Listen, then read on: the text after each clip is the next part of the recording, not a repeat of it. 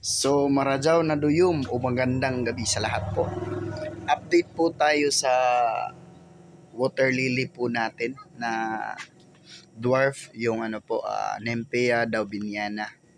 So sa update po natin ngayon, yung pinakaunang bulaklak niya is palantana.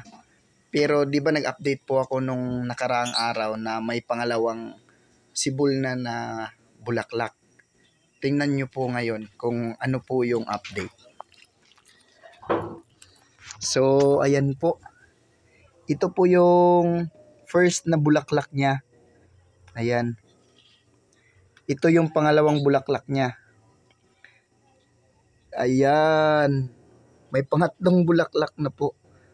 Sunod-sunod po siya na mamulaklak. Ayan. Hindi po logi yung pagkakabili natin sa kanya kasi sunod-sunod po yung pamumulaklak. Ayan po. Ang ganda pa namang tingnan. Lalong-lalo na kung magkasabay siguro sila na buka ng bulaklak niya. So may update din po tayo. Meron na po tayong for propagation po ng Nempea daubiniana. Ito po siya ganyan po magpropagate ng mga seedling. So ayan, kung nakikita nyo po. Yan. So that's all.